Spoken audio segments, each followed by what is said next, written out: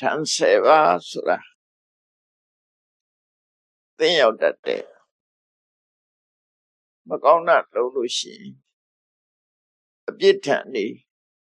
ထံ7ပါးကြောက်ရောက်တတ်တယ်ဆိုတဲ့စကားရှိတယ်ပေါ့နော်အဲ့ဒီမှာထံ7ပါးနဲ့ပတ်သက်ပြီးတော့ဓမ္မပဒပါဠိတော်မှာမြတ်စွာဘုရားဟောထားရှိတယ်အဲ့ဒါနဲ့ဆက်ပြီးတော့ရှေးဥစွာပြောရမှာဆိုလို့ရှိရင်သူက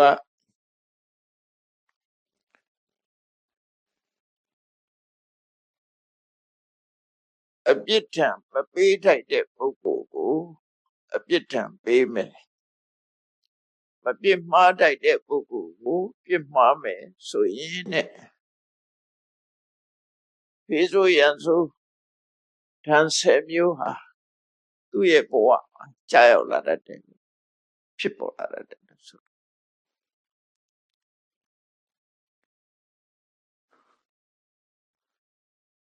အဲ့ဒီမှာအပြစ်ဒဏ်မထားလိုက်တဲ့ပုဂ္ဂိုလ်ထားတာလည်းပဲမှားယွင်းမှုတစ်ခုမပြစ်မှားလိုက်တဲ့ပုဂ္ဂိုလ်ပြစ်မှားတာလည်းမှားယွင်းမှုတစ်ခုအဲ့ဒါအတော့သတိထားရမယ့်ကိစ္စတစ်ခုကိုကအပြစ်လို့ထင်မိမှလို့အပြစ်မဟုတ်တာလေးရှိတတ်တယ်ပေါ့နော်အဲ့ဒါမျိုးသတိထားတဲ့နဲ့မပြစ်မှားလိုက်တဲ့ပုဂ္ဂိုလ်တော့ပြစ်မှားတယ်အပြစ်ထံမပေးတဲ့ပုဂ္ဂိုလ်အပြစ်ထံသွားပေးတယ်ဆိုရင်အဲ့ဒီပုဂ္ဂိုလ်ဟာကံဆိုးမှုမောင်ကြပြီးတော့ကိုယ့်ရဲ့လောက်ရကသူ့ကိုပြန်ပြီးတော့ထံခတ်တတ်တယ်ဒါကြောင့်မို့ထံ10ပါးလို့ခေါ်ထံ10ပါးအဲ့ဒါနဲ့ပတ်သက်ပြီးတော့မသားစရာလေးတွေရှိတယ်လောကမှာချီးမွမ်းတိုက်တဲ့ပုဂ္ဂိုလ်ရှိတယ်ကဲ့ရဲ့တိုက်တဲ့ပုဂ္ဂိုလ်ရှိတယ်အဲ့လိုချီးမွမ်းတိုက်တဲ့ပုဂ္ဂိုလ်ကိုချီးမွမ်းတာရဲ့ကဲ့ရဲ့တိုက်တဲ့ပုဂ္ဂိုလ်ကိုကဲ့ရဲ့တာရဲ့အမှန်ကန်ဆိုလို့ရှိရင်သူအပြစ်မဟုတ်အမှန်ကန်ပြောတာဆိုရင်တော့အပြစ်မဟုတ်ပြောတဲ့လို့ပြောတာဆိုရင်အပြစ်မဟုတ်သို့တော့ချီးမွမ်းတိုက်တဲ့ပုဂ္ဂိုလ်မဟုတ်ဘဲနဲ့သွားချီးမွမ်းရင်အပြစ်ဖြစ်တယ်သွားလေကဲ့ရဲ့တိုက်တဲ့ပုဂ္ဂိုလ်မဟုတ်ဘဲနဲ့သွားကဲ့ရဲ့ရင်လည်းအပြစ်ဖြစ်တယ်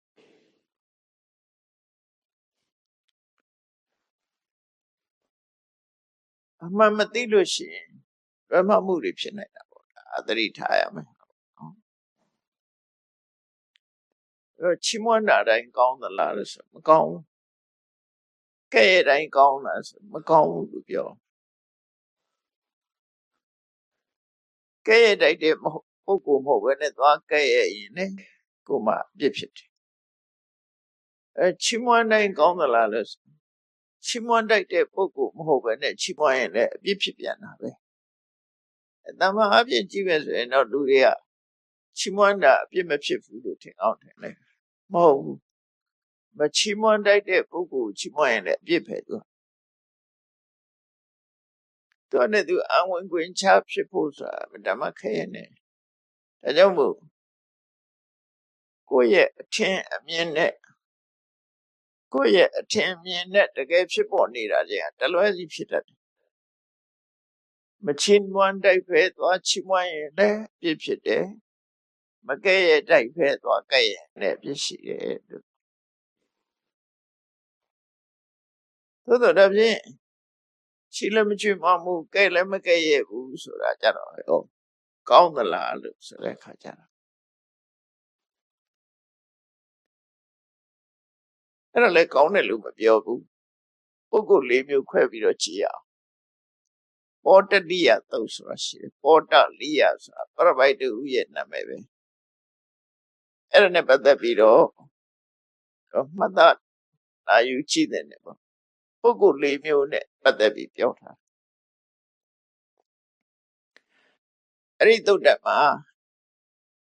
မြတ်စွာဘုရားနဲ့အဲ့ဒီပရပိုက် နှစ်ဦးဆုံတွေ့တဲ့အခါမှာဒီအကြောင်းကိုပြောကြတယ်ပုဂ္ဂိုလ်တယောက်ဟာတဲ့ကဲတိုက်တဲ့ပုဂ္ဂိုလ်တော့ကဲတိုက်တဲ့ပုဂ္ဂိုလ်ကိုတော့ခဲရပြီးတော့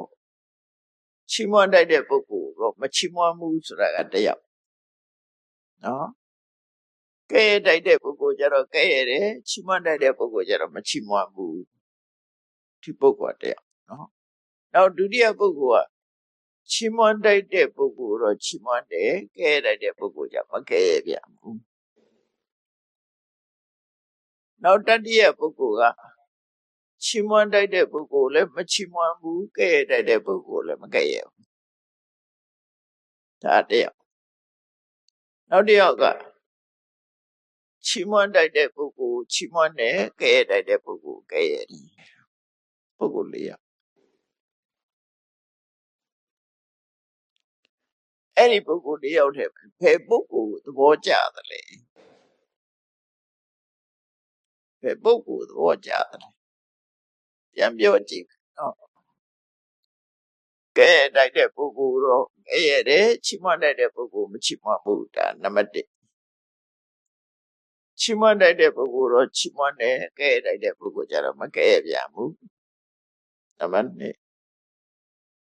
ချီးမွမ်းတိုက်တဲ့ပုဂ္ဂိုလ်လည်းမချီးမွမ်းဘူးကဲတိုက်တဲ့ပုဂ္ဂိုလ်လည်းမကဲရဘူးသူနေအဲ့ဒီနံပါတ်3နံပါတ်4ကျတော့ချီးမွမ်းတိုက်တဲ့ပုဂ္ဂိုလ်လည်းချီးမွမ်းတယ်ကဲတိုက်တဲ့ပုဂ္ဂိုလ်လည်းကဲတယ်အဲ့ဒီလူ၄မျိုးပုဂ္ဂိုလ်၄မျိုးဟာဘယ်ပုဂ္ဂိုလ်ရွေးမလဲဒီကိစ္စနဲ့ပတ်သက်ပြီးတော့ဆိုနေဘယ်ဟာကောင်းလဲကိုကြိုက်ကိုရွေးချယ်အဲ့ဒီမှာပေါ်တလီယပြပိုက်ကတော့သူကပြောတော့ဘုရားဟုတ်ရှောက်ရသော်ဘုရားမေးတယ်မေးဖယ်ပုဂ္ဂိုလ်ကြိုက်တုံးဆိုတော့သူပြောတယ်ကဲတိုက်တဲ့ပုဂ္ဂိုလ်လည်းမကဲရဲ့ဘူးချီးမွမ်းတိုက်တဲ့ပုဂ္ဂိုလ်လည်းသူမချီးမွမ်းဘူးကိုယ့်ကိုအေးအေးဆေးဆေးလစ်လျူရှုနေတာကောင်းတယ်ဘယ်သူမှကြည့်မနေနဲ့ပဲပြောနေအဲ့ဒီပုဂ္ဂိုလ်ကောင်းတယ်လို့သူဆုံးမှာနော်ကဲရတဲ့ပုဂ္ဂိုလ်လည်းမကဲရဘူးချီးမွမ်းတတ်တဲ့ပုဂ္ဂိုလ်လည်းမချီးမွမ်းဘူးဥပိ္ပခရှုနေတယ်အဲ့ဒါအကောင်းဆုံးလို့သူကြိုက်တဲ့ပုဂ္ဂိုလ်အရီပုဂ္ဂိုလ်အောင်လို့သူကြောင်းပြတာတော့ပါလက်တူရှုတာကောင်းတယ်ပေါ့သူချီးမွမ်းထိုက်တာပဲဖြစ်ဖြစ်ကဲတိုက်တာပဲဖြစ်သွားလဲကဲလည်းမကဲရနဲ့ချီးမွမ်းလည်းမချီးမွမ်းနဲ့ကဲလည်းမကဲရနဲ့ချီးလည်းမချီးမွမ်းနဲ့အဲ့ဒါကောင်းဥပိ္ပခရှုတာကောင်းသူအဲ့လိုဆိုတော့မြတ်စွာဘုရားကတော့ရှင်ဘုရားကတော့ဘယ်သူကြိုက်တော့မြတ်စွာဘုရားကမရှိချီးမွမ်းတိုက်တဲ့ပုဂ္ဂိုလ်ကိုတင့်တော်တဲ့အချိန်ကာလချီးမွမ်းမှုအချိန်တိုင်ချီးမွမ်းတဲ့ကဲတိုက်တဲ့ပုဂ္ဂိုလ်ကလည်းပဲအချိန်ခါလိုက်ပြီးတော့ကဲတိုက်အဲ့တော့မြတ်စွာဘုရားကတော့တဲ့ချီးမွမ်းတိုက်တဲ့ပုဂ္ဂိုလ်အချိန်အားလျော်စွာချီးမွမ်းရမယ်ကဲတိုက်တဲ့ပုဂ္ဂိုလ်လည်းအချိန်ခါအားလျော်စွာကဲရမယ်အဲ့ဒီပုဂ္ဂိုလ်မျိုးငါကြိုက်တယ်ဘာဖြစ်လို့တော့ဆိုတော့အရာခသိမှာအချိန်ကာလကိုနားလဲတာအခွင့်အခါကိုနားလဲတာကောင်းတယ်ဒါမြတ်စွာဘုရားရဲ့အဆုံးဖြတ်ချက်အဲ့တော့ပေါ်တတိယပြပိုက်ကလည်းမြတ်စွာဘုရားရဲ့အဖြေကိုသူကလည်းသဘောကျပြီးတော့သူလည်းအဲ့ဒါကိုလက်ခံပါတယ်ရှောက်တယ်ပေါ်တတိယသုတ်ဆိုတာလေးရှိတယ်နော်အဲ့ဒီဆွေးနွေးကန်လေးမှာဒါလေးလည်းမှတ်เสียရပဲနောက်တစ်ခုသုတ်တန်တစ်ခုကသေသေးချာချာမစစ်စစ်မစင်စားပေနဲ့နော်သေသေးချာချာမစင်စားမစင်ရင်ပဲနဲ့ကဲရတဲ့ပုဂ္ဂိုလ်ကဲရထိုက်တဲ့ကဲရတချို့ပုဂ္ဂိုလ်သွားကဲရတယ်သေသေးချာချာစစ်စစ်အသိဉာဏ်နဲ့မစစ်စစ်ပဲချီးမွမ်းတတ်တဲ့ပုဂ္ဂိုလ်သွားချီးမွမ်းအဲ့ဒါလည်းအဖြစ်ရှိတယ် မကောင်းဘူးပေါ့ကောင်းဘူးလို့ဆိုဘာပဲဖြစ်ဖြစ်မှန်သိပြီးမှပြောဖို့အဓိပ္ပာယ်မြတ်စွာဘုရားရဲ့အဆုံးအမကြတော့ချီးမွမ်းတိုက်တဲ့ပုဂ္ဂိုလ်အမှန်တိုင်းသူဟာတကယ်ချီးမွမ်းတိုက်တယ်ဆိုလို့ချီးမွမ်းတဲ့အချိန်မှာချီးမွမ်းတာကောင်းတယ်ကဲတိုက်တဲ့ပုဂ္ဂိုလ်ဟာတကယ်ကဲတိုက်တယ်အမှန်ကန်ဆိုလို့ရှိရင်အချိန်ကအားလျော်စွာကဲရတာကောင်းတယ်မြတ်စွာဘုရားအဲ့ဒါပဲလက်ခံလိတိရှုရလက်မခံဘူးဗျာ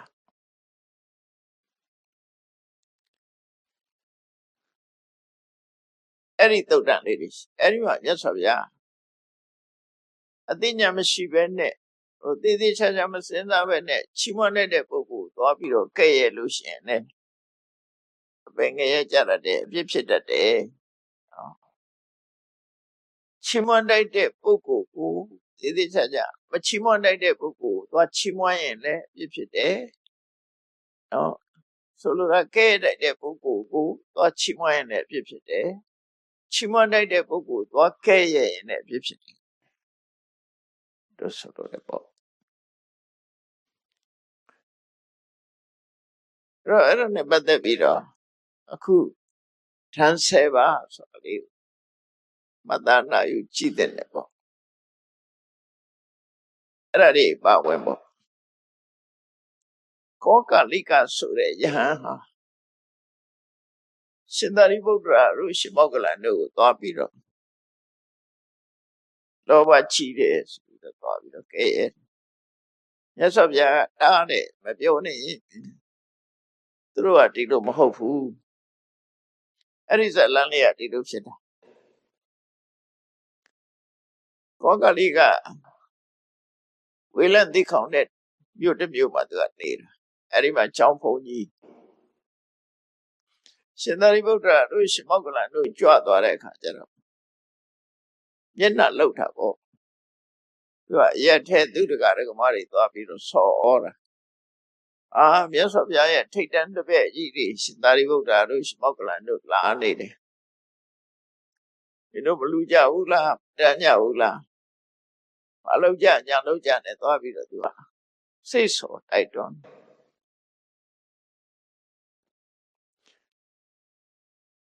အဲ့ဒီလိုပစ္စည်းလေးပါးနဲ့ပတ်သက်ပြီးတော့တောင်းတာမျိုးတွန်းတာမျိုးကိုမြတ်စွာဘုရားမနှစ်သက်ဘူးသူတရာတရားနဲ့သူလှူတာသာလက်ခံကိုလုံးလပယောဂနဲ့ပစ္စည်းလေးပါးနဲ့ပတ်သက်ပြီးလှူကြအောင်တန်းကြအောင်နဲ့ပြောတာလုံးဝမကြိုက်ဘူးနော်ပစ္စည်းလေးပါးနဲ့ပတ်သက်ပြောရလို့ရှိရင်ပယုတ်တဝါစာလို့ခေါ်တောင်းတာကြတော့ဝိညာတိလို့ခေါ်အဲဒီဝိညာတိဆိုရင်လုံးဝလက်မခံတာမြတ်စွာပစ္စည်းလေးပါးနဲ့ပတ်သက်ပြီးတောင်းတာယန္တာလူခန္ဓာလုံးဝမကြိုက်ရအနေကိုပြညတ်ထားအဲ့ဒီကောကလိကယဟန်ကသူတကားကမာတွေသူတိတရှင်သာရိပုတ္တရာတို့ကြွလာတဲ့အခါသူသွားဆောဩတာနောက်တည့်ကျတော့တကားကမာတွေကဆွန်နေဟင်းနေနဲ့လူရန်နေနဲ့လာရရှင်သာရိပုတ္တရာကသိလိုက်တယ်ဒါသူသွားပြီးတော့ဆောဩထားတယ်ဆိုသိတော့ရှင်သာရိပုတ္တရာနဲ့ယဟန်တွေကဒီကောင်ကတကားကမာတွေလာလှူတာစောင်းတော့ဆွန့်ခံထွက်သွားကြတယ်နော်ဆွန့်ခံထွက်သွားပြီအဲ့ဒီတကားကမာတွေရဲ့အလှူပစ္စည်းတွေကိုဘယ်လိုပြောတော့ဆိုကောကလိကတဲ့ဒါတွေကဝိနည်းတရားတော့နဲ့မဆက်ဘူးတဲ့မင်းလည်းမသုံးနိုင်ဘူးငါတို့လည်းမသုံးဘူးဆိုပြီးတော့အလှူမခံတော့ဆွန့်ခံထွက်သွားကြအဲ့ဒီမှာသူကဒေါသထွက်လူဆိုတာတော့အဲ့လိုပဲဖြစ်မှာပဲနော်ဒေါသဖြစ်တယ်ဒေါသဖြစ်ပေမဲ့လို့ထိတ်တန်းတပည့်ကြီးတွေဆိုတော့သူဘာမှမပြောရဲဘူးကြိတ်မိတ်နေလိုက်တယ်နောက်တစ်ချီရောက်တဲ့အခါကျတော့နောက်တစ်ခေါက်ခရီးမှာကျတော့သူရဲ့လုံလပြောကမပါဘူးရှင်သာရိပုတ္တရာတို့ရှင်မောဂလန်တို့ကြွလာတယ်ဆိုတဲ့အခါမှာဒကာရကမတွေကနောက်ပတ်တန်ဃာတွေနဲ့တခွတပားကိုသင်္ကန်းတစုံစိတ်လှူ အလုံးလှူတော့ရှင်သာရိပုတ္တရာကအကုန်လုံးလက်ခံသွားအဲ့တော့ရှင်သာရိပုတ္တရာလက်ခံခြင်းဟာလောဘနဲ့လိုချင်လို့လက်ခံတာမဟုတ်ဘူးဒါဓမ္မိယလတ္ထသူတရာတရားလျောက်သူကသူလာလှူတာလှူခံခွင့်ရှိအဲ့ဒီနဲ့လှူခံသူရဲ့ရည်ရွယ်ချက်ကတရားဓမ္မတွေလည်းကုသိုလ်ရပါစေရဟန်းတွေလည်းပဲသင်္ကန်းရှားပါမှုမဖြစ်ပါစေနဲ့အဲ့ဒီရည်ရွယ်ချက်နှစ်ခုနဲ့လက်ခံလိုက်ကောကလိကဒေါသထွက်အရင်တော့သူငါစီမံထားတော့ကတော့မင်းလည်းမသုံးနိုင်ဘူးအင်္ဂါတွေလည်းမသုံးနိုင်ဘူးဆိုပြီးလက်မခံအခုကျတော့လှူတာတွေအကုန်ယူသွားတယ်ဆိုပြီးတော့ဒါပစ္စည်းချင်းအတူမှမတူတာနော်အဲ့ဒီမတူတာကို तू မသိဘူးမသိဘဲနဲ့ဒေါသထွက်ပြီးတော့မျိုးသိမ့်မထားနိုင်တဲ့ဘုရားကိုသွားရှောက်တယ်ဘုရားကတခြားနေရာမှာနေတာ तू ချက်ချင်းခရီးထွက်ပြီးတော့ဘုရားသွားရှောက်အရိဗုဒ္ဓမောက္ကလန်တို့ဆိုတဲ့စိတ်ကောင်းမရှိဘူးသူညံ့နေသူရုပ်နေဆိုပြီးတော့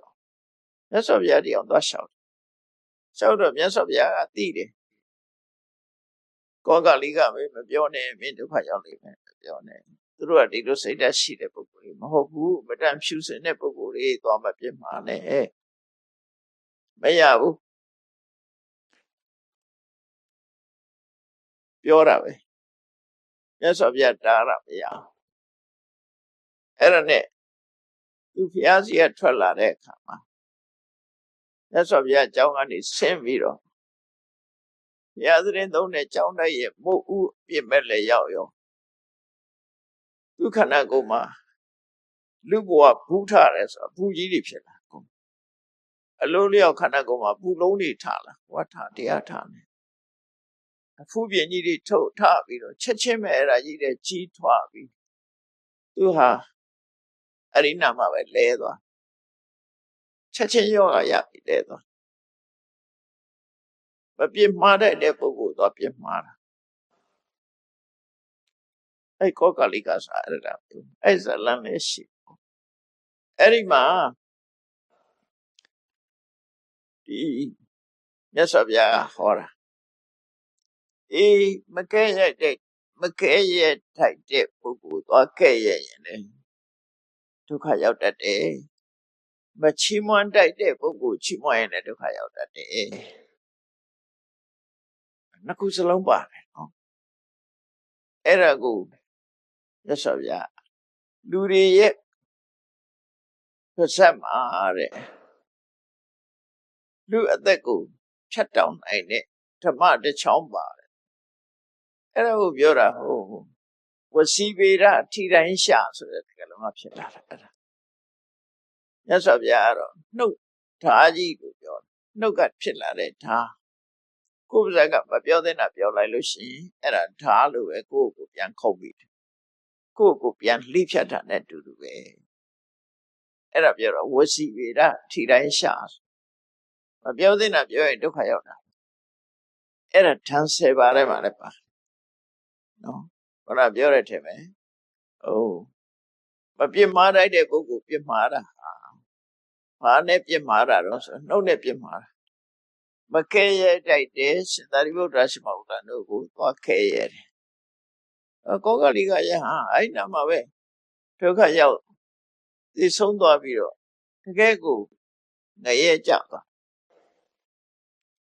သူရဲ့ဒေါသနဲ့ရှင်သာရိပုတ္တရာတို့ရှိမဟုတ်လားတို့ကချိန်ဆတာမဟုတ်ဘူးဒါပေမဲ့လူတွေအမြင်တော့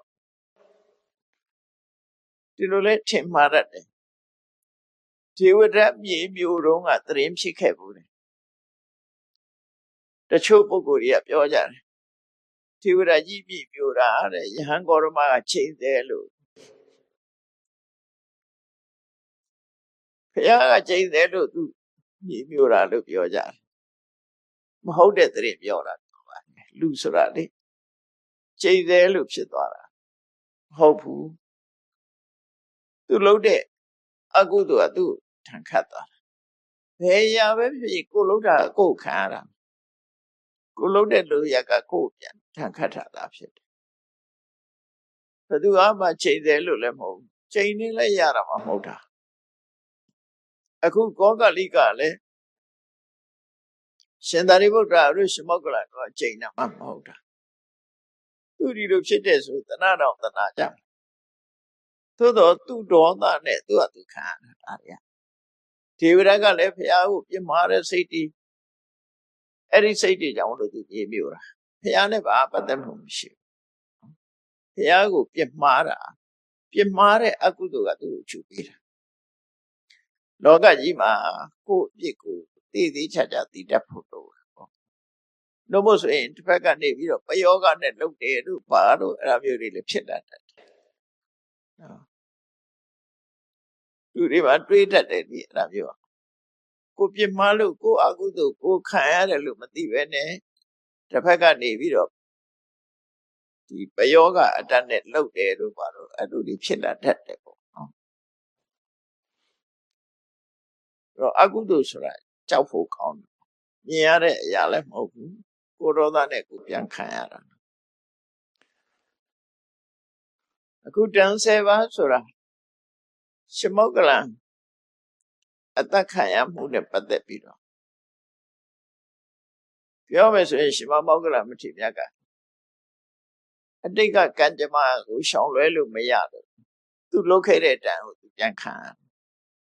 တိတ်ကမိဘနှစ်ပါးကိုတပ်ဖြတ်ခဲ့အဲ့ဒီတတ်ခဲ့တဲ့အကုသိုလ်ကံကနောက်ကနေတိုက်ပြီးအခုဘဝထီအောင်လိုက်လာပြီးတော့ချုပ်ပေးအဲ့သူလုပ်ခဲ့တဲ့အကုသိုလ်ကံကနေပြီးတော့ချုပ်ပေးသို့တော့ရှမောက္ကလံကတော့လုပ်ခဲ့တဲ့အတိတ်ကဟာကိုသူကခံရတာရှမောက္ကလံကိုတတ်တဲ့လူသက်သမားရှမောက္ကလံကိုတတ်တဲ့လူသက်သမား900ကျန်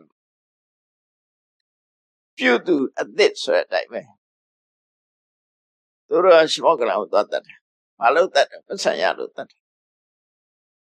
တတ်ခိုင်းတာဘယ်သူတုံးဆိုလို့ရှိရင်ရှမောက္ကလံကတကူကြီးတော့တရားဟောတဲ့အခါမှာနတ်ပြည်ကြွတယ်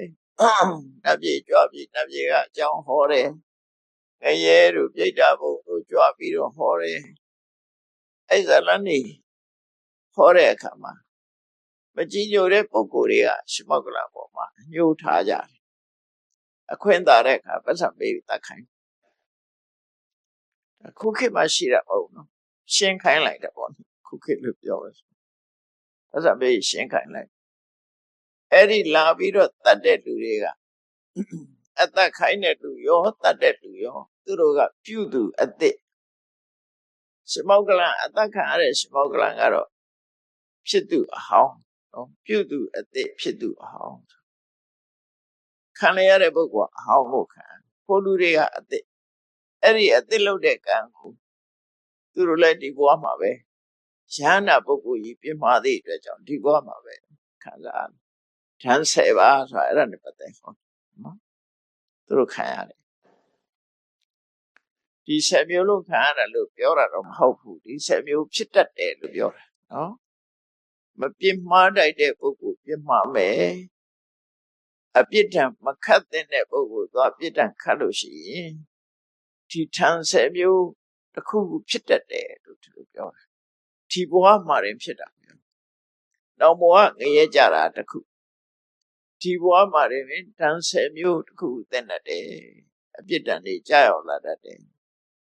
အဲ့တော့အဲ့ဒီအပြစ်ဒဏ်10မျိုးဆိုတာဘာလဲအကုန်လုံးတစ်ပြိုင်တည်းကြာတာပြောတာမဟုတ်ဘူးတစ်ခုဖြစ်မယ်ပြောတာနော်10မျိုးလုံးခံရမှာပြောတာမဟုတ်ဘူးအဲ့ဒါနဲ့ပတ်သက်ပြီးမြတ်စွာဘုရားဟောထားတာယောထံတေနအထံတေတုအပရုဋ္ဌေတုဒုတ်တတိအပြစ်ဒဏ်မခတ်တတ်တဲ့ပုဂ္ဂိုလ်ကိုအပြစ်ဒဏ်ခတ်တယ်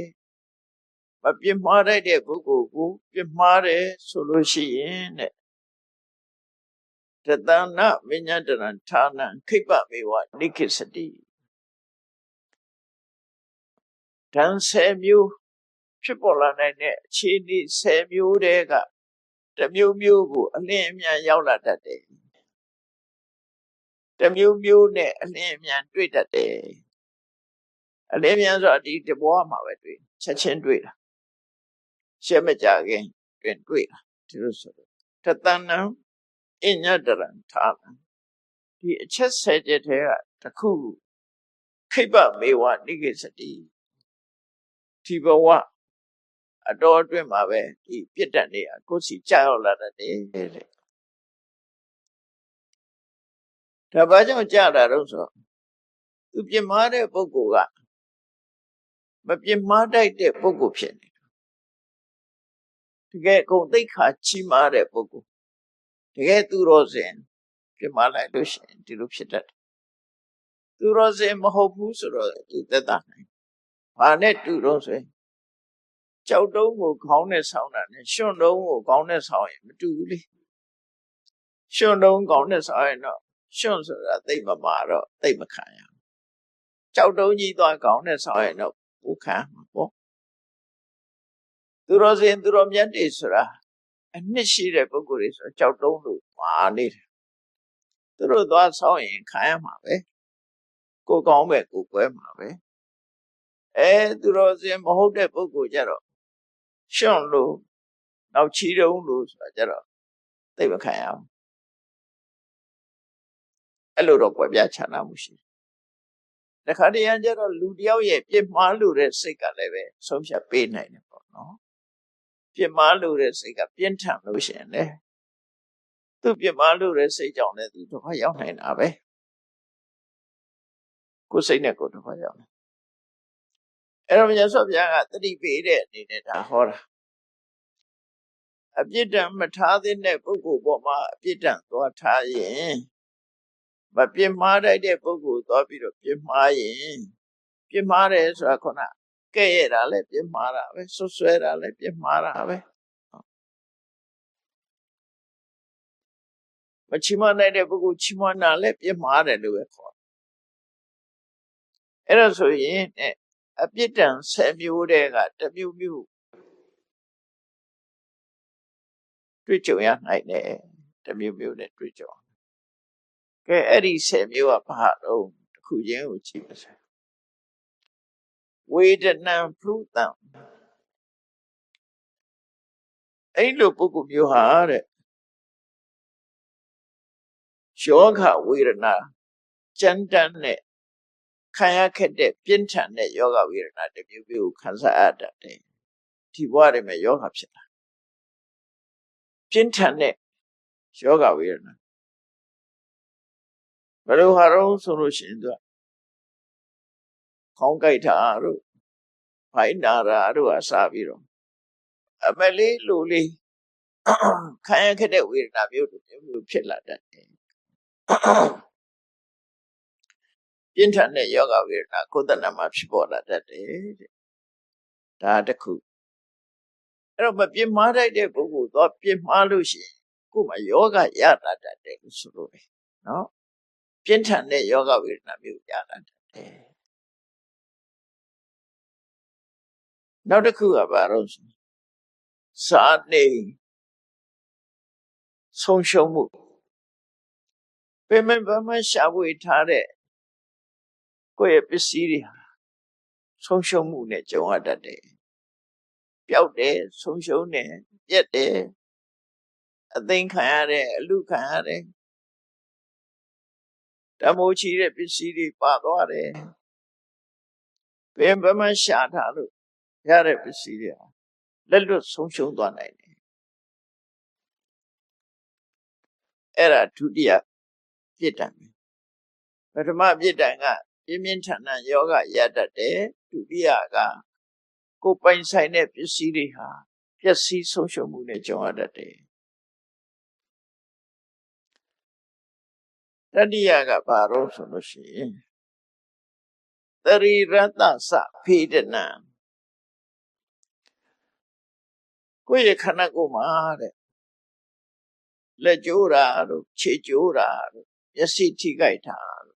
လက်ဖြတ်ခံရတာတို့ခြေတော့ဖြတ်ခံရတာတို့ကိုယ်ရင်ကစိတ်ပိုင်းတွေတစ်ခုပြတ်တောက်ခံရ အဲ့လိုဒုက္ခမျိုးထိအောင်ခံစားရတတ်တယ်သရိရတ္တစပေးတယ်လက်ဖြတ်ခံရတယ်ခြေတော့ဖြတ်ခံရတယ်အလိုပဲဖြစ်ဖြစ်နော်တခုဒုက္ခရောက်တတ်တယ်လို့ဆိုပြစ်မှားလို့ရှိရင်အဲ့ဒီလက်ဖြတ်ခြင်းခြေဖြတ်ခြင်းနော်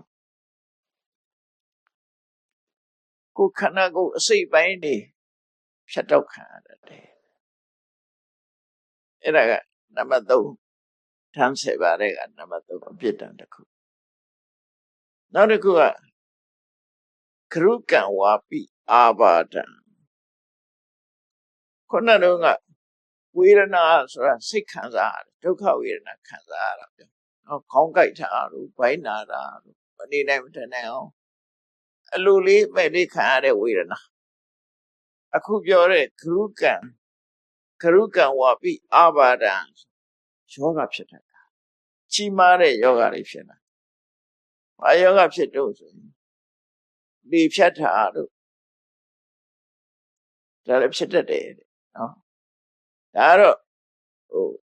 အပြစ်ဒဏ်ကြောင့်ဖြစ်တယ်လို့ဆိုတာဒါအကြောင်းတစ်ခုပြောတာလေဖြတ်တဲ့လူတိုင်းဒါအကြောင်းဖြစ်တယ်လို့ပြောတယ်ကိုယ်ကပြစ်မှားမိလို့ဖြစ်တတ်ဆိုရင်ဒီလို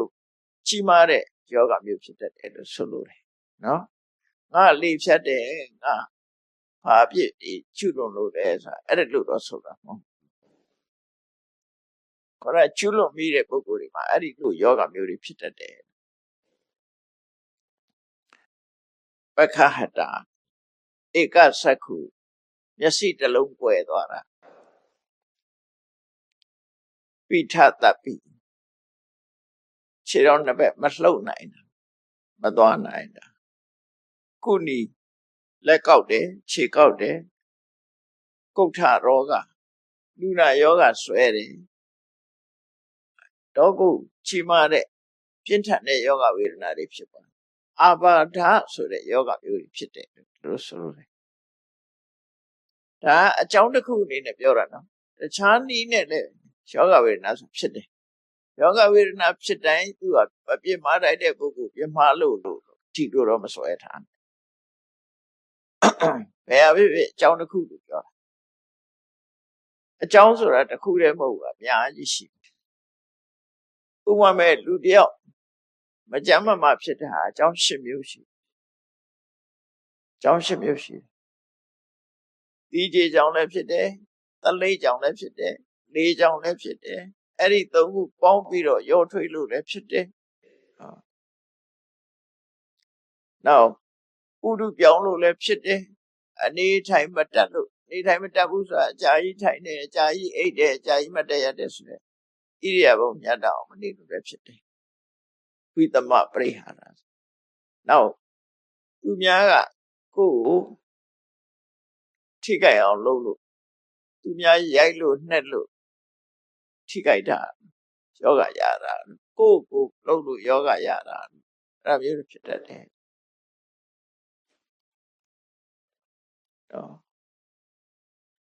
လေကြောင့်ဖြစ်တယ်တီးကြေကြောင့်ဖြစ်တယ်သလိကြောင့်ဖြစ်တယ်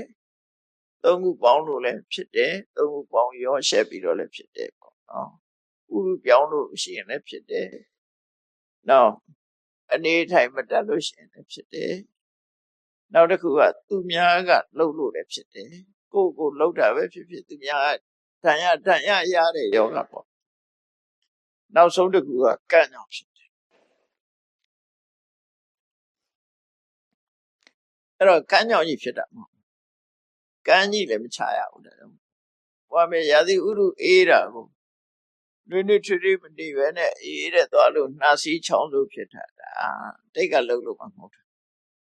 မစင်ញင်လို့ဖြစ်တာမတည့်တာစားပြီးဝန်းလျှောတာဒါမတည့်တာစားလို့ဖြစ်တယ်ကန့်ကြောင့်ဝန်းလျှောတာမဟုတ်အဲ့လိုပေါ့ပြစ္ဆုတ်ပန်အကြောင်းကတတ်ရှိတယ်အကုန်လုံးကဒါတစ်ခုတည်းလို့ပြောတာအခုလည်းအဲ့တိုင်ပဲမှန်နော်ဒီလိုယောဂမျိုးလည်းဖြစ်လာတတ်တယ်တဲ့ကြီးလေးတဲ့ယောဂဝေဒနာကြီးတွေလည်းခံရတတ်တယ်တဲ့နောက်၅ခုမြောက်ကပါတယ်စိတ်တဲ့ခိပံဝပပုနေ စိတ်ကြောက်ခဲ့ရဖြစ်တယ်စိတ်တွေမတည်မငြိမ်နဲ့စိတ်ကြောက်ခဲ့ရတယ်ဖြစ်တတ်တယ်စိတ်ကြောက်ခဲ့ရဖြစ်တဲ့ဆိုတာယူတာပေါ့ရှင်ကြည်ကြီးခေါ်ရင်စိတ်တစားစိုက်ကိုပေါ့အဲ့လိုဆိုလိုတာပေါ့စိတ်ကြောက်ခဲ့ယောဂမျိုးဖြစ်တတ်တယ်ယူသွတ်ခြင်းလည်းဖြစ်သွားတယ်လို့ဆိုလိုတယ်5ခု6ခုမြောက်ကပါရာဇတောဝါဥပတက္ကမင်းဆိုရာဇာတွေကလည်းပဲဒုက္ခပေးတတ်တယ်မင်းပြစ်မင်းတတ်မင်းပြစ်မင်းထန်တင့်တတ်တယ်မင်းရဲ့ပြစ်ဒဏ်ရှားဆိုပြီးထိတတ်တယ်ရှားဆိုဝတ်ဆိုတာအဲ့ဒါမင်းနဲ့ပတ်သက်တဲ့အပြစ်ဒဏ်ကိုပြောတာနော်ရှားဆိုပြီးတဲ့နဲ့မင်းဆိုရာဇာရဲ့အပြစ်ဒဏ်ကိုလည်းခံရတတ်တယ်နောက်တစ်ခုကတော့အဖိခဏဝထာရုဏဒီဆွဆွဲအမတန်ပြင်းထန်တဲ့ကြမ်းတမ်းရက်စက်တဲ့ဆွဆွဲမှုကိုလည်းခံရတတ်တယ်အကြီးကျယ်ခုံတရေပြက်အောင်လူကြားထဲမှာခေါင်းမဖော်နိုင်လောက်အောင်ဟုတ်လားချမ်းတမ်းတဲ့ဆွဆွဲမှုတွေလည်းခံရတတ်တယ်ဆိုလို့တယ်အပိခကိုမလုပ်ဘဲနဲ့လုပ်တယ်လို့ခံရတယ်မပြောဘဲနဲ့လို့ပြောတယ်လို့ခံတယ်မခိုးဘဲနဲ့ခိုးတယ်ဆိုဖန်ခံကိုကပိုင်းမနိုင်ဘဲနဲ့နိုင်တယ်လို့ဖြစ်မှုတစ်ခုနဲ့ဆွဲခံရတယ်လို့ဆိုအပြင်းထန်အဲ့လိုခံရတာဖြစ်တယ်လို့ဆိုအဲ့ဒါအပိခဏဝဒါလို့အပိခဏဆွဲပြစ်တင်မှုတွေကိုခံရတာကိုယ့်ပေါ်မှာဆွဲချက်တင်ခံဒါဟာလည်းပဲပြစ်ဒဏ်ခံရတဲ့တစ်ခုရှိဒါတွေကအခုဒီဘဝမှာဖြစ်တာကိုပြောတာအဲ့တော့ဒီဘဝမှာဘာမှမလုပ်ဘဲနဲ့ပြစ်တင်ခံရတဲ့ပုဂ္ဂိုလ်မရှိဘူးလားရှိတယ်အဲ့ဒါကြတော့ရောလို့ဆိုလို့ရှိရင်အတိတ်တုန်းကအကုသိုလ်ကလည်းအကျိုးပေးနိုင်တယ်အခုဘဝမဟုတ်ဘူးအတိတ်တုန်းကသူတော်ကောင်းတွေကိုပြစ်တင်ခဲ့ရခဲ့တဲ့ပုဂ္ဂိုလ်တွေဟာဒီဘဝမှာပြစ်တင်ခံဒါဖြစ်သူပြုသူအသစ်ဖြစ်သူအဟောင်းဆိုတာကိုလုပ်ခဲ့တဲ့အဟောင်းကိုပြန်ရတာလည်းဖြစ်နိုင်တယ်ဒါကတော့အခုလက်တွေ့ခံရတဲ့ဌာန်10ပါးထဲမှာတစ်ခုအနေနဲ့ပြောပြတယ်အဲ့တော့ဒီဘဝလုပ်ဒီဘဝခန္ဓာဆိုတာချက်ချင်းအဲ့ဒါတစ်ခုဟိုးဘဝတွေကလုပ်ခဲ့လို့ဒီဘဝမှာပြည့်တတ်ခံရတာလည်းတစ်ခုပဲအဲ့တော့ဟိုဘဝတော့ကိုယ်ဆွဆွဲခဲ့သည့်အတွက်ကြောင့်ဒီဘဝမှာကိုယ်ဆွဆွဲခံရတယ်လို့လည်းဖြစ်နိုင်အဲ့တော့ကျတော့ဓာန်7ပါးလို့ပြောတာမဟုတ်ဘူးဓာန်7ပါးဆိုတာအခုဘဝအခုလုပ်ပြီးခံရတဲ့ဟာတွေကိုပြောနေနော်အကုသိုလ်ကံကြောင့်ခံရတယ်ဥပမာရှင်မောက္ကလန်ဒီဘဝအသက်ခံရတာအကုသိုလ်ကံအတိတ်ကလုပ်ခဲ့တဲ့အကုသိုလ်ကံရဲ့အကျိုးဒီဘဝမှာသူပြစ်မှားလို့ခံရတာမဟုတ်ဘူးဒါအကြောင်းဆိုတာမျိုးရှိတယ်လို့ပြောဒါခုနမပြစ်မှားတတ်တဲ့ပုဂ္ဂိုလ်ကိုပြစ်မှားလို့ရှိရင်ဒီဆက်မျိုးတဲ့တစ်မျိုးမျိုးတွေ့တတ်တယ်လို့ပြောတာ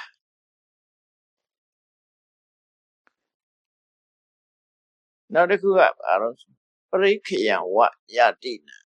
မပြစ်မှားတတ်တဲ့ပုဂ္ဂိုလ်တော့ပြစ်မှားလို့ရှိရင်ဆွေတွေမျိုးတွေကိုအားကိုးရမယ်ဆွေတွေမျိုးတွေသိဆုံးသွားတကောင်ရွက်တမျက်နှာဖြစ်သွားတယ်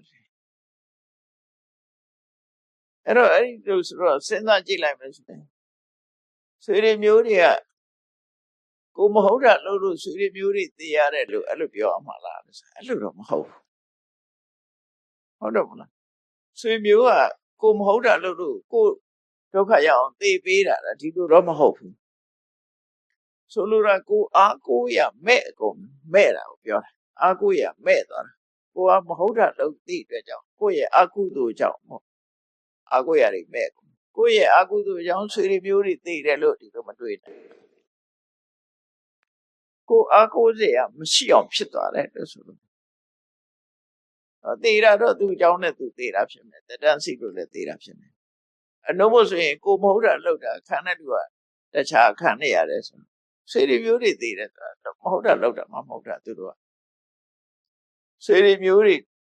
ကိုအားကိုးရမယ့်ပုဂ္ဂိုလ်မရှိတော့တာလို့ဆိုလို့ကိုယ့်အတွက်ပဲဒုက္ခရောက်တာသူတို့သေတာဆုံးတာပြောတာမဟုတ်ဘူးဒီနော်တခါတလေကျတော့နားလည်မှုတွဲမှားမှဆိုလို့ပြောပြတာလူတယောက်ဟာဆွေတွေမျိုးတွေနဲ့အတိုင်းဝိုင်းနေရပြီပဲမဟုတ်တာလုပ်တတ်တဲ့ပုဂ္ဂိုလ်တယောက်ဟာဒီဘဝမှာနေပဲကုကယ်မဲ့သူမဲ့သွားတဲ့အနေအထားမျိုးဖြစ်တယ်ကြုံရတယ်ပေါ့သူဘဝသူတို့ဆိုလိုတာပေါ့နော်ကြုံလာနိုင်တယ်ပေါ့မောကနံဝဖဖင်ကုရံနောက်နံပါတ်9ကျတော့သူရှာဝေစုဆောင်းထားတဲ့အသုံးအဆောင်တွေရှာဝေစုဆောင်းထားတဲ့အသုံးအဆောင်တွေဟာပျက်စီးဆုံးရှုံးကုန်တယ်ရွှေတွေထားပြီမဲ့ရွှေချောင်းတွေကမိသွေးခဲတွေဖြစ်ကုန်တယ်ကြီးချောင်းတွေဖြစ်ကုန်တယ်အဲ့ဒါကုရှာထားတဲ့ပစ္စည်းဥစ္စာတွေပျက်စီးဆုံးရှုံးမှုမြတ်စွာဘုရားလက်ထက်တုန်းကတောင်ထိပ်မြို့မှာတထေးတူကအဲ့လိုဖြစ်တယ်သူဘာကြောင့်ဖြစ်တယ်ဆိုတာတော့ဓာန်7ပါးတန်သိတယ်လို့မဟုတ်ဘူးအဲ့ဒီမှာတော့သူအကုသိုလ်တွေကုသိုလ်တွေကုံသွားတဲ့အခါမှာသူစုဆောင်းရှာဖွေထားတဲ့ရွှေတွေက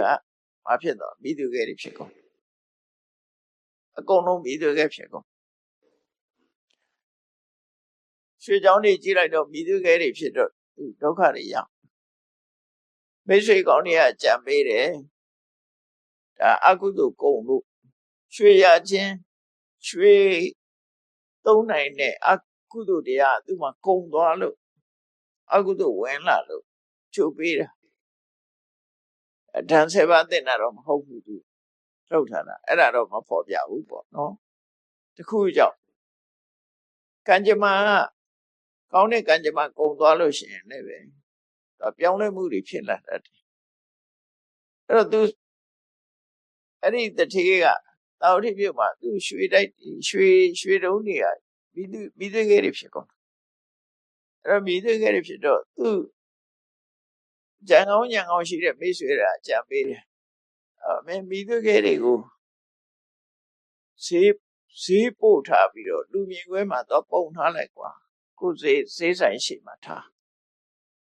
အဲ့တော့သူအရက်လေးမျက်နှာလူတွေလာလိုက်မယ်မိသွေးခဲရောင်းတာလားလို့မေးလို့ရှိရင်အဲ့ဒါအယောင်းနဲ့နော်မင်းနဲ့ကန်ဆက်တဲ့ပုဂ္ဂိုလ်လာလို့ရှိရင်ရွှေတွေပါလားဘာလို့ရွှေတွေချရောင်းနေတာတော့မေးလို့ရှိရင်အဲ့ဒါသူ့ကိုယောက်ျားဆိုရင်လည်းသမက်တော်လိုက်မိန်းကလေးဆိုလည်းချွေးမတော်လိုက်သူ့ကံနဲ့မင်းရွှေတွေပြန်ရမယ်ကြံကောင်းပြီးအဲ့ဒါနဲ့အဲ့ဒီဈေးကိုကလေးမလေးတယောက်ရောက်လာရောက်လာတဲ့အခါကျတော့အဲ့ကလေးမလေးကဟင်းသူများတွေကတခြားတွေရောင်းတယ်ဒီအန်ကယ်ကြီးကတော့ရွှေတုံးတွေရောင်းနေတာပါလားသူမျက်စိထဲမှာရွှေတွေပဲမြင်အဲ့ဒါနဲ့သူ့ကိုအိမ်ခေါ်သွားပြီးတော့ရွှေမတုပ်ပြီးတော့သူ့ကိုမိပြီးတော့ဒီမိသွေးခဲတွေကရွှေဖြစ်သွားအဲ့ဒါလမ်းရှိတယ်ထူးထူးဆန်းဆန်းပေါ့နော်အဲ့ဒါ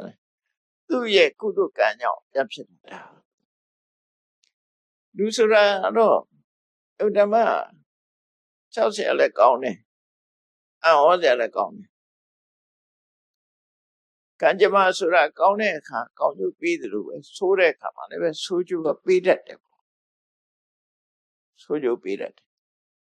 အဲ့ဒီမှာအဲ့ဒီကလေးမလေးကိုအမိပြုပြီးတော့သူကံကုန်လို့ရွှေတွေကမိသွေးခဲဖြစ်သွားတာဟာပြန်ပြီးတော့ရွှေဖြစ်သွားတယ်ဒါဒီကလေးမလေးပေးလို့ရှိရင်တော့ရွှေဖြစ်တယ်သူ့ဘာသူယူရင်တော့ရွှေမဖြစ်ဘူးအဲ့ဒါလည်းရှိသေးတယ်ပုံနာဆိုတဲ့လေသမားတယောက်ဟာရှင်သာရိပုတ္တရာကို ဆွန့်တနက်ကတ်လိုက်တယ်သူ့အတွက်သမင်းလာပို့ရနေပြီးတော့ရှင်သာရိပုတ္တရာကိုလှူတာဒါနပေါ့နော်အဲ့ဒီမှာသမင်းစာစာနဲ့လေတော့မှသူကိုယ်တိုင်ကလည်းရှင်သာရိပုတ္တရာကိုတပူတွေမျက်နှာဟုတ်လှုပ်စီးတွေပါလေကတ်လိုက်တယ်သူ့အိမ်ကတက္ကမလည်းသူ့အတွက်ချက်လာတဲ့ဟာတွေကိုကတ်လိုက်တယ်ကျွေးလိုက်ရှင်သာရိပုတ္တရာကိုလောင်းလိုက်တယ်အဲ့ဒီကုသိုလ်ကနေပြီးတော့ကျိုးပေးပြီးတော့သူထွန်ရက်ထားတဲ့မြေကြီးခဲတွေကရွှေခဲတွေဖြစ်ကုန်ဘာဖြစ်လို့ဖြစ်တုံးဆိုရှင်သာရိပုတ္တရာကသမဘက်ကထလာတဲ့အချိန်ဖြစ်အဗဓမ္မလိုအပ်နေတဲ့အချိန်လေးမှာသူ့လဲရတဲ့အခါမှာသူတို့ရဲ့ရင့်တဲ့ကသရတရားရှင်သာရိပုတ္တရာရဲ့တန်ရှင်းစင်ကြယ်တဲ့စိတ်ထားနဲ့ပေါင်းစပ်ပြီးလိုက်တဲ့အခါကျတော့ရေကြီးခဲကရွှေဖြစ်သွားရွှေဖြစ်ပြောင်းသွားသို့တော့ရွှေဖြစ်တဲ့ဆိုဒီလောက်ရွှေတွေကတိတ်တိတ်ပုံဖွက်ထားလို့မရဘူးလေအဲ့ဒါနဲ့ဘုရင်ကြီးစီသွားပြီးတော့တဏှုတ်တင်သူလေခဲနဲ့ထမ်းကြည့်ထဲခဲတွေဟာအကုန်လုံးရွှေဖြစ်နေပါတယ်ဘုရင်ကြီးကချိခိုင်းတယ်ချိခိုင်းပြီးတော့လဲတွေလွတ်ပြီးတော့အဲ့ဒီရွှေခဲတွေကိုယူခိုင်းတာနိုင်ရင်ပြင်မှာပုံခိုင်းအဲ့တော့လာယူတဲ့ကောင်တွေကဟာတို့ဘုရင်ကြီးရဲ့ဘုံတော်ကံတော်ကြောင့်ရေကြီးခဲတွေကရွှေခဲတွေဖြစ်ပါတယ်ဆိုပြီးမှားလိုက်တဲ့အခါရေကြီးခဲပြန်ဖြစ်သွားတယ်နောက်ကြတော့အဲ့လိုမဟုတ်ဘူးပုံနာရဲ့ကုသိုလ်ကံကြောင့်ဖြစ်တာလို့ဆိုပြီးတော့ပုံနာပစ္စည်းအနေနဲ့မှရွှေဖြစ်တယ်နိုင်ရင်ပြင်ပုံလိုက်တဲ့အခါရွှေဘုံကြီးကအကြီးကြီးဖြစ်တော့ဒီပြုတ်မှာဒီလောက်ချမ်းသာတဲ့လူရှိလားမရှိဘူးဆိုတော့အဲ့ဒါသူ့ကိုအဲ့ဒီနေ့ပါပဲတထေးဘွယ်ပေးလိုက်တယ်ကုသိုလ်ကနေချင်းအကျိုးပေးတာကုသိုလ်ကလည်းအကျိုးပေးတယ်လို့အကုသိုလ်ကလည်းအကျိုးပေးတတ်တယ်ပေါ့နော်ရှင်တဲ့ကစေရနာအလူအပုဂ္ဂိုလ်ရဲ့တန်ရှင်းစင်ကြယ်မှုရထားတဲ့ပစ္စည်းကတရားသဖြင့်ရထားတဲ့ပစ္စည်းဒီအကြောင်းသုံးပါဆောင်လို့ရှိရင်ဒိဋ္ဌဓမ္မအကျိုးပေးတယ်လို့ဆိုတာရှိတယ်ချက်ချင်းကျိုးပေးတာ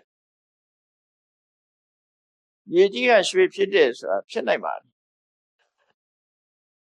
ရေကြီးထဲမှာလည်းရွှေရရှိတာကိုနော်ရွှေတူးနေတဲ့လူတွေကြွလာရေကြီးထဲမှာရွှေရှိလို့ကုသကံဆုလိုက်ရင်ရွှေတုံးဖြစ်သွားတာပေါ့ကုသကံရဲ့စွမ်းနဲ့ဖြစ်အဲ့တော့ဒီပုဂ္ဂိုလ်ကြတော့အကုသိုလ်ကအကျိုးပေးပြီဆိုတော့ဘာဖြစ်တော့ဘောကနံဝပပင်ကုရံသူပစ္စည်းဥစ္စာတွေဟာတဲ့ဆိုလိုတာဆန်နေထားဆန်နေရအကုန်လုံးသူ့ပုဂ္ဂိုလ်ပစ္စည်းကုန်ဆန်နေရအောက်ကုန်ပဲရီထားပဲရီရပုဂ္ဂိုလ်သူပစ္စည်းဆန်နေပဲရီအကုန်လုံးပစ္စည်းကုန်ရွှေကခုနကလိုပြီးသွေးခဲတွေဖြစ်ကုန်အိမ်မှာရှိတဲ့ဟာအဲ့လိုဖြစ်တယ်ဒီပလဲလေးတွေတမိုးကြီးမားတဲ့ပလဲလေးတွေကဘာဖြစ်ကုန်လို့ဝါစီတွေဖြစ်ကုန်တမိုးမရှိတဲ့ဝါစီတွေဖြစ်ထင်းကားပြားတွေကဘာဖြစ်ကုန်အိုးချမ်းကွဲတွေဖြစ်ကုန်ခုခေတ်မှာကြက်နဲ့တွေ့တဲ့လူလူဖြစ်သွားနော်ဆေးတို့ချက်တို့နဲ့တွေ့တယ်အဲ့ဒါအိုးချမ်းကွဲတွေဖြစ်ကုန်တာနောက်တစ်ခါအိမ်မွေးထားတဲ့တိရစ္ဆာန်တွေဘာပဲကျွဲတွေနွားတွေခွာနာရှာနာတွေဖြစ်တယ်အကျိုးကံတွေဖြစ်ကုန်တယ်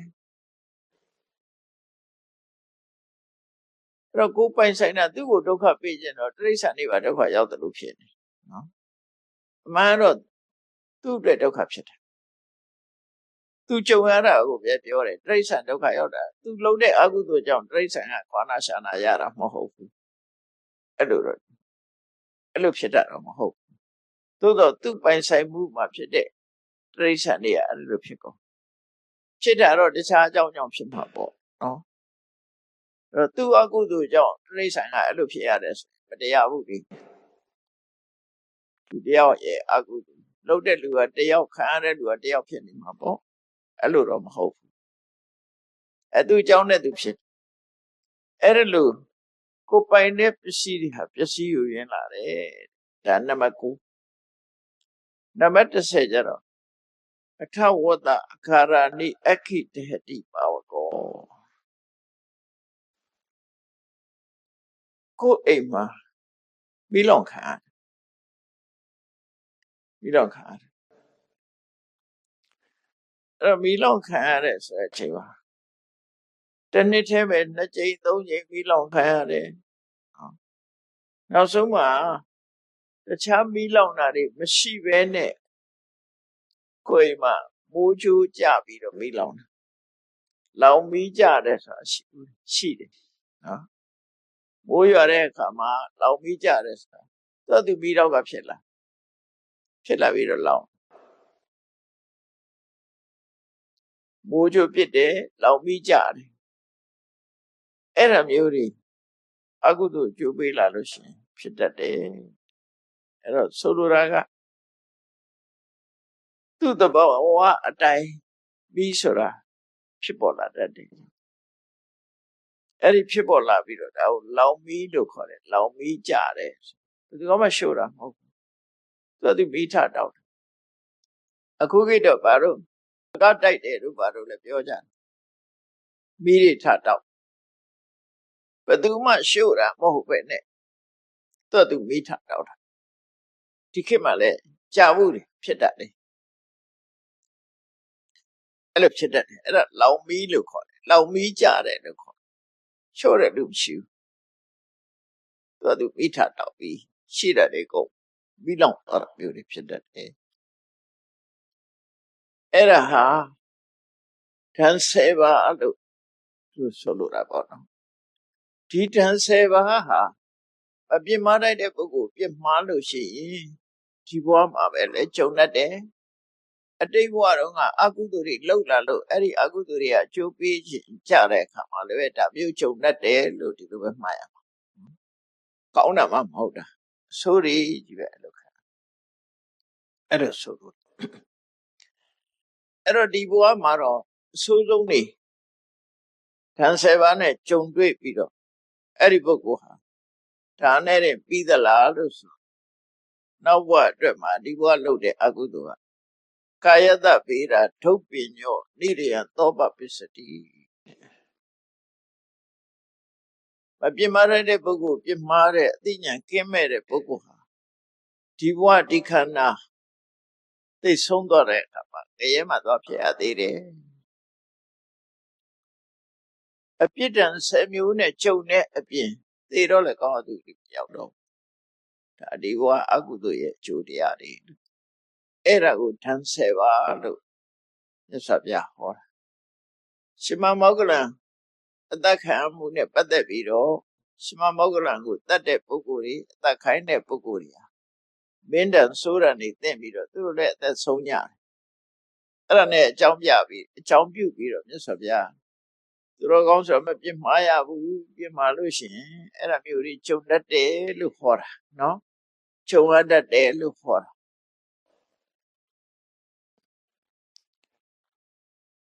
တချို့ကိစ္စတွေက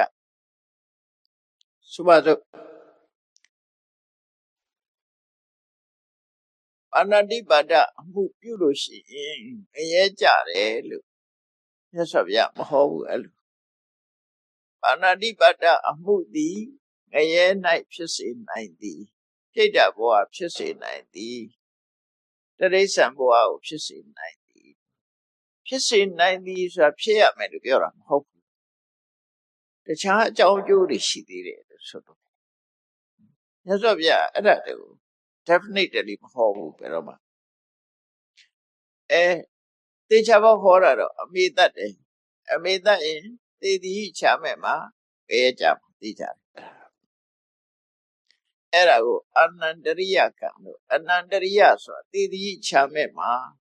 နောက်ဘဝမချဘူးတော့ဘဝတစ်ခုချာမှာမဟုတ်ဘူးသေသည်ချာမဲ့မှာသေချာဘောပဲကြမဲ့ကအမေတတ်တယ်အဖေတတ်တယ်ယဟန္တာတတ်တယ်ဘုရားတွေ့တဲ့အောင်လုပ်တယ်တန်ခါသိမ့်ခွဲတယ်အဲ့ဒါကံကြီးထိုက်တယ်လို့ခေါ်တယ်အဲ့ဒါမျိုးတော့သိကြပါ ကျန်တဲ့ဟာတွေကိုတေချာပေါက်ဖြစ်နိုင်တယ်လို့ဟောတာဖြစ်ရမယ်လို့ပြောတာလေ maybe နဲ့ဟောတာ must be မဟုတ်ဘူးဒါအသိအတိတ်ပဲရှိ maybe နဲ့ must be မတူဘူးနော်အဲ့တော့အကြောင်းညင်ညွှန်လို့ရှိရင်ဖြစ်တယ်အဲ့လိုမာနတိပတ္တတွေလောက်ပြီးတော့ရဲမကြတဲ့သူကရှိသေးတယ်ကိုဘာဖြစ်လို့တော့ဆိုတော့ဂျားထဲမှာဖြတ်သွားပြီသူဆိုတာဟိုကုသကံဆိုတာရှိသေးတယ်လေဥပမာတစ်ခုပြောမယ်ဆိုရင်တမ္ပတ္တာထိကဆိုတဲ့နှစ်ပေါင်း90တည်ရန်ကြတဲ့လူတွေကိုဆက်ဖြတ်ပြီးတော့တတ်တဲ့လူသက်သမားကြီးအနှစ်90အမှုထမ်းတာလူပေါင်းများစွာတတ်ဆရာတူကပြုတ်တဲ့နေ့မှာရှင်သာရိပုတ္တရာကသူ့ကိုချီးမြှောက်လို့ရှင်သာရိပုတ္တရာတရားနာလိုက်ရတဲ့အခါမှာသူ့စိတ်ထဲမှာစိတ်နှလုံးအေးချမ်းသွားအဲ့ဒီနေ့မှာပဲသူသေဆုံးသွားတော့သူကဒုတိယနာပြေရောက်သွားနော်အဲ့တော့ရှင်သာရိပုတ္တရာနဲ့တွေ့လို့တရားနာလဲရလို့ကုသိုလ်ကောင်းမှုလုပ်လိုက်လို့အဲ့ဒီကုသိုလ်လေးကဝင်းကယ်လိုက်တာနှစ်ပေါင်း90လူတက်လာတဲ့အကုသိုလ်ကအကျိုးမပေးတာမဟုတ်ဘူးအခွင့်အရေးမရလိုက်တာဟိုကဥသွားတယ်လို့ပြောတာကုသိုလ်ကနဲ့အကုသိုလ်ကဒီကုသိုလ်ကဥရင်ကုသိုလ်အကျိုးပေးမယ်အကုသိုလ်ကဥရင်အကုသိုလ်အကျိုးပေးတယ်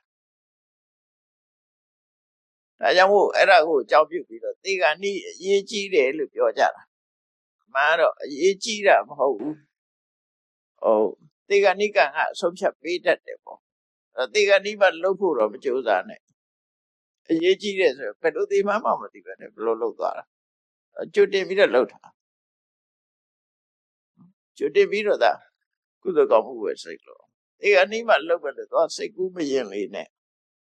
ဘယ်လိုသေမှလည်းမသိဘယ်ချိန်သေမှလည်းမသိဟုတ်တယ်မလားအဲ့တော့ကျွတ်တင်ပြီးတော့လုပ်ထားတာကုသိုလ်ကောင်းမှုဆိုတာရဲတဲ့တတိထားလို့ကမ္မန္လိကမိဖုရားကြီးကြတော့ကောသရမင်းကြီးနဲ့တွဲဖက်ပြီးတော့အာသရိတဒါနလူကြီးတွေလှူတယ်နေ့စဉ်နဲ့မြလဲဘုရားတရားနာတယ်ကြောင်းသွားတယ်လှူတယ်တန်းတယ်နန်းတော်ပင့်တယ်သံဃာတွေလှူတယ်တန်းတယ်လို့သို့တော့တည်တဲ့အခါကျတော့အဝိဇ္ဇငရဲရောက်သွားတယ်ဘာဖြစ်လို့လဲသူကတိတ်ပုံပြစ်မှုတွေတခုကျူးလွန်ပြီးတာကိုဘုရင်ကြီးကလည်းခတ်အားဆိုသူလိမ့်လိုက်သူကလိမ့်လိုက်တယ်ရှက်ဖွယ်ရကိစ္စတစ်ခုပေါ်လာတော့သူလိမ့်လိုက်တယ်လိမ့်လိုက်ပြီးတော့သူကသူစိတ်မကောင်းဖြစ်ပြီးတော့တည်တော့အဲ့ဒီစိတ်မကောင်းတဲ့စိတ်နဲ့တည်လို့သူငရဲရောက်သွား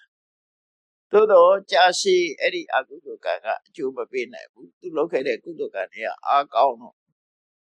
သူအနတ်ပြည်ရောက်တာတပတ်ဖယ်ခံရဒီလိုလည်းရှိတယ်နော်ဒီလိုလည်းရှိတယ်ဒါကြောင့်မို့လို့ကုသိုလ်ကံကအားကောင်းရင်ကုသိုလ်ကအကျိုးပေးသွားတယ်တခုမှတ်ထားဖို့ရကုသိုလ်ကံကအားကောင်းရင်ကုသိုလ်ကံကအကျိုးပေးမယ်အကုသိုလ်ကံအားကောင်းနေရင်အကုသိုလ်အကျိုးပေးမယ်ဒါကတခုအဲ့ဒီထဲမှာပဲကုသိုလ်ကံကအားမကောင်းမိမယ်လို့အခွင့်အရေးရရင်သူကအရင်အကျိုးပေးမယ်ကုသိုလ်ကံကအခွင့်အရေးရတယ်ဒါပေမဲ့အားကောင်းကြီးတော့မဟုတ်ဘူးခွင့်ရေးရရင်သူကအကျိုးပေးမယ်ကုသိုလ်ကံကအခွင့်အရေးရရင်ကုသိုလ်ကံအကျိုးပေးမယ်အကုသိုလ်ကံအခွင့်အရေးရရင်အကုသိုလ်အကျိုးပေးတယ်ခွင့်ရတဲ့ဟာကအကျိုးပေးသွားတယ်အားကောင်းသည်ဖြစ်စေမကောင်းသည်ဖြစ်စေ chance ဆိုတာရှိတယ်နော်ဒါကံကြမ္မာနဲ့ပတ်သက်ရင်မြတ်စွာဘုရားဟောထားတာမှတ်သားစရာလူတယောက်ဟာအဆိုးတွေကြီးပဲလုပ်တဲ့လူတယောက်ရှိအကောင်းမရှိတဲ့လူတယောက်ကတော့ကောင်းတာတွေပြန်ပြန်လုပ်တယ်ဒါပေမဲ့လို့ပုရုဇဉ်သဘာဝအလျောက်မကောင်းတာလည်းလုပ်တယ်အဲ့ဒီပုဂ္ဂိုလ်နှစ်ယောက်ဟာကောင်းတာမလုပ်ဘဲနဲ့မကောင်းတာတွေလုပ်တဲ့ပုဂ္ဂိုလ်ဟာအပြည့်အဝအကုသိုလ်ခံရတယ်တခါတည်းမကောင်းတာလုပ်ပေမဲ့လို့ကောင်းတာတွေများများလုပ်ထားတဲ့ပုဂ္ဂိုလ်ကြတော့လုံးဝမခံရဘဲနဲ့အကုသိုလ်ရဲ့အကျိုးလုံးဝမခံရတဲ့ပုဂ္ဂိုလ်တွေရှိတယ်အဲ့ဒါကိုမြတ်စွာဘုရားကဥပမာပေးတာစားအကွက်နဲ့ဥပမာပေးတာစီဝတိလုံးတော့ စားခဲ့တဲ့ခဲကိုကော်ဖီပကံနဲ့ထက်ကော်ဖီပကံပြေးလာအောင်ရေးထက်အဲ့ဒီစားခဲ့ရကော်ဖီပကံနဲ့ထည့်လိုက်ရေးဟာတော့မဖြစ်တော့ဒီစားခဲ့ရစုဒီလုံးလောက်စားခဲ့ရကော်ဖီပကံတော့တင်ရှိတဲ့ရေးဆိုရင်တော့မဖြစ်အောင်ရေအိုးတိုးစားထဲမှာထည့်လိုက်မယ်ဆိုရင်အဲ့စားခဲ့ဘာမှဖြစ်ဘာလို့ရေများသွားတာလေရေနေရင်ငမ်းမဲရေပြားရင်မငမ်းတော့စားပါမှန်းတော့မသိလိုက်တော့အဲ့ဒါလိုပဲကုသိုလ်များနေတဲ့ပုဂ္ဂိုလ်တယောက်ဟာအကုသိုလ်ကနည်းနည်းလေးပဲပျောက်သွားတယ်လို့ဆိုကြိုးပေးဖို့မပေါ်လာနိုင်ဘူးကတရားဆိုညာသောအပြင်လူတွေကကံနဲ့ပြောနေတာအတိတ်ကံကိုပြောနေကြတယ်ကိုလုံးနေတာကောင်းလားဆိုးလားဒါပဲသိဖို့လို့နော်ကံအကျိုးပေးပြီဆိုမှကံမကောင်းဘူးကံကောင်းတယ်နဲ့တွေ့နေကြတာကိုလုံးနေတဲ့အချိန်မှာကံကောင်းတဲ့အလုပ်လားမကောင်းတဲ့အလုပ်လားဒါပဲတွေ့ဖို့လို့ကံကောင်းခြင်းမကောင်းခြင်းကိုလုံးတဲ့အလုပ်ပြစ္ဆုတ်ပံလုပ်နေတဲ့အလုပ်နဲ့ကိုဆိုင်အတိတ်ကကိုပြင်လို့မရဘူးအတိတ်ကကိုဆွဲပြီးတော့လူတွေက lucky တို့ unlucky တို့လုပ်နေကြကိုလုံးတဲ့အလုပ်ကိုပဲကိုယ်စစ်ဆေးတဲ့နော်ခုလုပ်နေတာအကောင်းတာဆိုတာဒါပဲကြည့်ရမှာဖြစ်တယ်ဒါကြောင့်မကောင်းမှုအကုသိုလ်ဆိုတာလည်းပဲပြစ်ဒဏ်ခတ်တတ်တယ်လောကကြီးမှာအချုပ်မှတ်လိုက်ရမယ်ဆိုရင်ဆိုးကျိုးမှန်သမျှသည်အကုသိုလ်ရဲ့အပြစ်အကုသိုလ်ရဲ့အကျိုးလူတွေခံရတဲ့ဆိုးကျိုးဒုက္ခမှန်သမျှသည်အကုသိုလ်ရဲ့အကျိုးနော်ချမ်းသာစရာစိတ်ချမ်းသာစရာဒုက္ခမှန်သမျှသည်ကုသိုလ်ရဲ့အကျိုးဒါကတော့နိယမသောတရားအရာကုသိုလ်ကဆိုးကျိုးပေးတာမရှိဘူးအကုသိုလ်ကလည်းကောင်းကျိုးပေးတာမရှိဘူးပေးရင်ဆိုးကျိုးပဲပေးမယ်ဒါတော့သိချပေါ့အဲ့ဒါလို့မှတ်သားထားပြီးတော့ကိုဘဝနေ့စဉ်ဘဝမှာကောင်းခြင်းဆိုးခြင်းကံကောင်းခြင်းကံဆိုးခြင်းကိုဘဝကိုတည်တည်ချာချာဆုံးဖြတ်ပြီးတော့မကောင်းတဲ့ကံတွေကိုရှောင်ဖို့ကောင်းတဲ့အလုပ်တွေကိုလုပ်ဖို့